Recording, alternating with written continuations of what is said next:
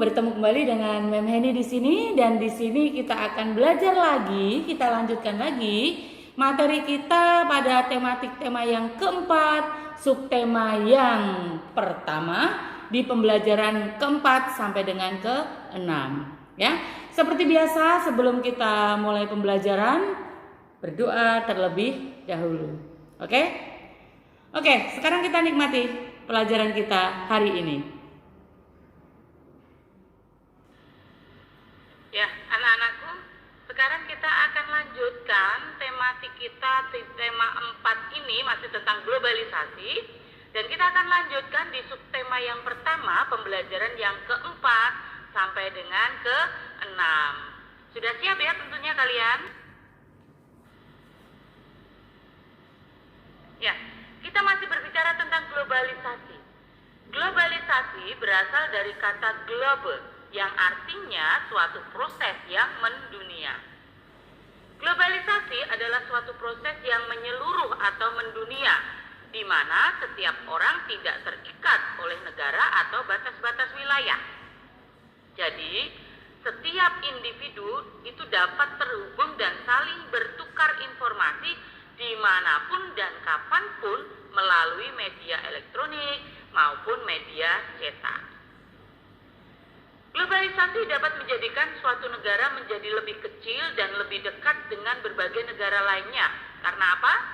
Karena kemudahan dalam berkomunikasi, dalam pertukaran informasi, juga dalam perdagangan dan transportasi. Kita lanjutkan. Jarak saat ini bukan lagi suatu penghalang bagi manusia di seluruh dunia untuk saling berhubungan dan berinteraksi. Betul? Ya, betul sekali. Kenapa? Karena sekarang kita akan menempuh suatu perjalanan itu sangat mudah sekali. Dari segi transportasi kita sudah dimudahkan ya, bisa menuju ke tempat tujuan dengan cepat. Dengan jaringan komunikasi yang semakin maju, itu telah membantu meluasnya pasar perdagangan. Dapat mengetahui berita terkini tentang keadaan di seluruh dunia, dan masih banyak lagi ya dalam jaringan komunikasi ya. Iya. Yang berikutnya, pengaruh globalisasi dalam bidang pendidikan, ya, ada pengaruhnya, baik itu pengaruh yang positif maupun pengaruh yang negatif. Nah, apa pengaruh-pengaruh dari globalisasi dalam bidang pendidikan khususnya? Ya, kita akan pelajari yang pengaruh positifnya dulu. Yang pertama, sistem belajar mengajar tidak selalu bertatap muka, ya, seperti saat ini ya yang kita alami ya di masa pandemi ini. Jadi kita belum bisa bertatap muka, sehingga kita menggunakan teknologi yang sekarang kita pakai saat ini. Yang kedua, pengaruh positif yang kedua, kemudahan dalam mengakses informasi pendidikan. Jadi gampang sekali ya kita mencari materi-materi di YouTube misalnya, terus di Google ya, seperti yang mungkin kalian juga pernah mengalaminya. Pengaruh positif yang ketiga yaitu meningkatnya kualitas pendidik atau meningkatnya kualitas guru. Jadi guru itu sekarang harus dituntut harus lebih mempunyai kualitas ya, untuk bisa menggunakan teknologi ya, menggunakan teknologi dengan baik. Pengaruh positif yang keempat yaitu meningkatnya kualitas pendidikan. Nah, pendidikan sekarang tuh harus lebih bermutu ya. Nah, untuk itu kalian tetap harus semangat dan tetap rajin belajar meskipun tidak melalui tatap muka. Lalu pengaruh positif yang kelima yaitu pertukaran pelajar ya. Yang keenam, mendorong siswa untuk menciptakan karya inovatif. Jadi biar kalian itu memunculkan ide-ide yang baru ya, untuk penemuan-penemuan karya baru ya.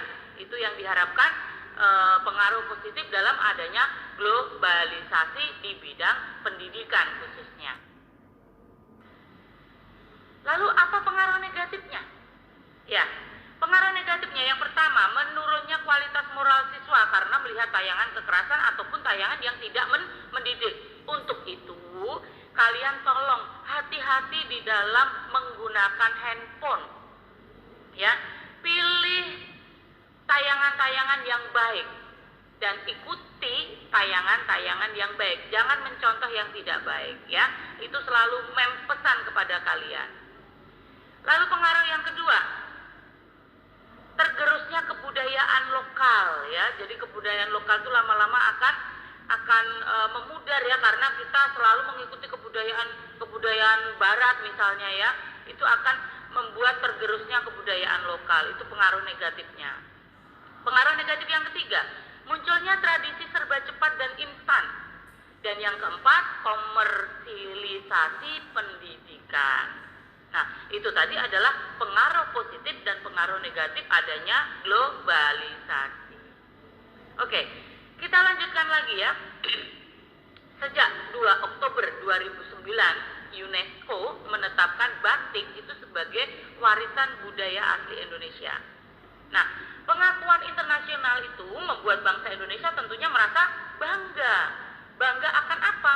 Bangga akan budaya batik dan tetap melestarikannya, keberadaan batik dengan semakin meluasnya di Nusantara. Kalian tentunya tahu ya, daerah-daerah batik di Indonesia ya, ada di Pekalongan ya, dan masih banyak lagi ya kota-kota yang menjadi pusat batik. Kita lanjutkan. Sekarang kita beralih ke taman wisata, yaitu ada Pura Agung Santi Buana. Itu berlokasi di Taman Wisata Pairie Daissa di kota Brugge, Belgia. Nah, ini tentunya kalian belum pernah ke sana juga ya, memnya juga belum soalnya ya. Jadi hanya tahu sekilas saja ya. Orang yang memprakarsai pendirian Pura Agung Santi Buana itu bernama Erik Dom. Nah, dia memprakarsai itu alasannya karena dia itu memiliki kecintaan yang sangat luar biasa akan Bali. Proses pembuatannya bagaimana? Proses pembuatan pura tersebut, yaitu Pura Agung Santi Buana itu dilakukan secara bertahap. Para pekerja bangunannya adalah orang Bali yang didatangkan secara khusus dari Bali ke Belgia. Coba bayangkan, itu saking kecintaannya terhadap Bali. Bali itu di mana? Di Indonesia, di tempat kita Bali itu. Ya. Orang lain saja mencintai budaya kita, apalagi kita sebagai orang Indonesia. Ya. Oke, melanjutkan. Nah, untuk membuat pura tersebut, bahan-bahannya diperlukan seperti apa ya? Kalau membuat pura ya pasti seperti batu, ada kayunya, ada atap hijaunya ya, dan itu pun juga didatangkan langsung dari Bali. Ya, saking cintanya terhadap Bali ya, Erik Dom sampai mengirim tenaga kerjanya itu dari Bali ke Belgia untuk membuat Pura Agung Santi Buana. Ya, dari IPS kita beralih ke IPA, masih tentang listrik ya. Iya, masih tentang listrik. Kita melanjutkan pelajaran yang lalu. Listrik saat ini menjadi kebutuhan yang sangat vital bagi masyarakat, tentunya ya. Karena apa? Karena di zaman sekarang itu banyak aspek kehidupan yang bergantung pada pasokan listrik. Contohnya apa? Kalian sebutkan. Iya, betul sekali. Kalau panas kalian pasti nyolokin kipas angin. Kalau tidak menyalakan AC, ya kan? Iya, memasak nasi sekarang menggunakan apa? Iya, betul sekali, menggunakan rice cooker, itu juga colokin listrik. Nah, jadi memang zaman sekarang ini banyak aspek kehidupan kita itu bergantung dari pasokan listrik. Tapi ingat, gunakan listrik sehemat mungkin ya. Itu tetap. Oke, lanjut. Listrik disediakan oleh PLN, perusahaan listrik negara ya. Tetapi ada kalanya listrik di rumah itu tiba-tiba padam. Pernah nggak kalian mengalami itu di rumah? Iya, pernah ya, pasti ya. Nah, penyebab listrik padam itu dibedakan menjadi dua, yaitu ada sebab internal dan ada juga sebab eksternal. Nah, kita akan pelajari sebab internal itu yang seperti apa, sebab eksternal itu yang seperti apa. Sebab internal itu adalah adanya gangguan atau permasalahan yang berasal dari instansi listrik di rumah kita sendiri. Ya. Jadi permasalahannya itu berasal dari instansi listrik di rumah kita sendiri. Contoh pemadaman listrik oleh sebab internal itu antara lain. Yang pertama, kelebihan beban daya listrik atau pemakaian listrik yang berlebihan. Misalnya sudah menyalakan AC, nyalakan apa, dan dayanya itu tidak kuat, maka dia akan mati. Jadi kita harus mengurangi dulu pemakaiannya. Yang kedua, terjadi konsleting pada instalasi listrik yang ada di rumah kita. Mungkin ada yang kabelnya putus karena digigit tikus ya, sehingga pas kita nyalakan langsung mati ya. Yang ketiga, terjadi konsleting yang berasal dari peralatan listrik yang kita gunakan seperti lampu, setrika, TV dan lain-lain yang seperti ceritakan tadi ya. Ada konsleting ya. Yang berikutnya, pemasangan kabel yang kendor. Nah, itu juga bisa menyebabkan listrik padam. Nah, itu tadi adalah sebab-sebab internal.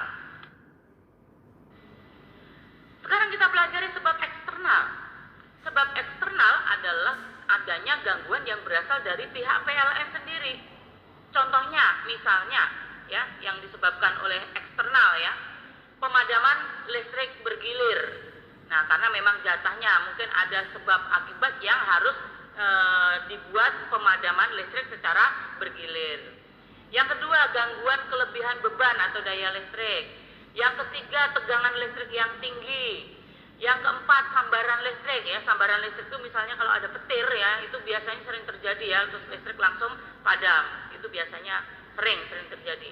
Yang kelima yaitu kebocoran listrik. Ya, itu hanya pihak-pihak PLN yang mengetahui seperti itu ya. Dari penyebab internal dan eksternal pemadaman listrik, kalian tentunya masih ingat dengan seorang ahli yang menemukan listrik? Ya, beliau adalah Michael Faraday. Ya, Michael Faraday adalah seorang penemu listrik. Ya, adalah seorang ilmuwan fisika dan kimia Inggris. Berawal dari penemuan Faraday yang berupa generator, babak awal industri listrik itu dimulai. Nah, prinsip dasar pembangkit listrik pada generator adalah menggerakkan semua kumparan di daerah medan magnetik atau sebaliknya sehingga timbul arus listrik induksi. Disinilah muncul kebutuhan tenaga penggerak untuk memutar turbin generator yang dapat menghasilkan energi listrik dalam skala besar. Nah, kemarin pun juga dalam materi yang sebelumnya itu juga sudah menggambarkan ya, ada bagaimana warga itu bisa menerima listrik itu dari sumber arus listriknya ya, baik itu secara sederhana maupun yang secara teknologi. Oke, dari IPA tentang listrik kita akan beralih ke pembelajaran SPDP. Kali ini kita membicarakan reklame ya, dan ini pun sebetulnya sudah dibahas di materi yang pembelajaran sebelumnya ya. Beberapa contoh reklame adalah iklan di majalah atau koran, ada juga poster, ada juga baliho, spanduk, embalase, label, pamflet, plakat, dan itu sudah menjelaskan di pertemuan yang lalu ya, di video pembelajaran yang lalu ya, apa itu poster, apa itu baliho, dan contoh-contohnya pun juga sudah berikan di materi yang lalu ya. Kalian boleh buka lagi videonya. Oke, kita lanjut ya. Poster adalah pengumuman atau iklan berbentuk gambar dan tulisan yang ditempelkan di dinding, tembok, atau di tempat-tempat umum yang strategis. Poster juga merupakan suatu ajakan atau himbauan untuk melakukan sesuatu. Tujuannya untuk apa? Tujuannya untuk mengingatkan kembali dan mengarahkan pembaca ke arah tindakan tertentu sesuai dengan isi poster tentunya ya. Dan kemarin juga di pertemuan video yang lalu juga sudah kasih contoh ya poster ya, ajakan misalnya ajakan untuk membuang sampah di tempat sampah, terus ajakan untuk menanam lahan yang kering ya, untuk melaksanakan reboisasi ya, untuk menjaga bumi ini supaya bumi ini tetap hijau. Nah, itu tadi adalah tujuan dari poster. Berikut ini merupakan langkah-langkah membuat poster. Ya, langkah-langkahnya. Yang pertama, menentukan topik dan tujuan pembuatan poster. Yang kedua, merumuskan pesan atau amanat yang akan disampaikan. Yang ketiga, merumuskan kalimat yang singkat, padat, jelas, dan menarik. Yang keempat, menggunakan kalimat persuasif bersifat membujuk sehingga mudah mempengaruhi orang untuk bisa melaksanakan apa yang disampaikan dalam poster tersebut. Yang kelima, menggunakan gambar yang mendukung dengan dengan warna-warna tampilan yang menarik ya. Kalau gambarnya kurang menarik pasti orang juga akan lewat begitu saja ya. Tetapi kalau dengan gambar dan warna yang bagus pasti orang akan tertarik untuk berhenti dan membacanya.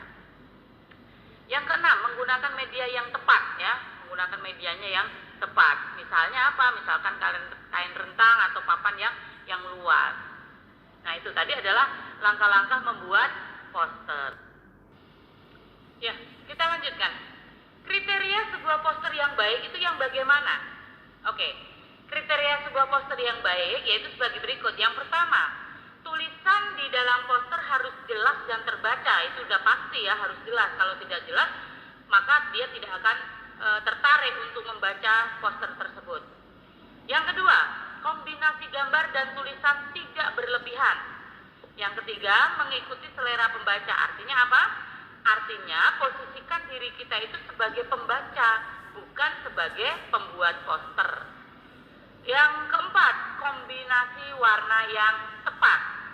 Nah, itu tadi adalah kriteria sebuah poster yang baik. Ya, itu tadi adalah pembelajaran kita pada hari ini, masih di tema 4, subtema yang pertama, pembelajaran yang keempat sampai dengan yang keenam. Dan kita akan lanjutkan materi di subtema berikutnya pada pertemuan yang selanjutnya.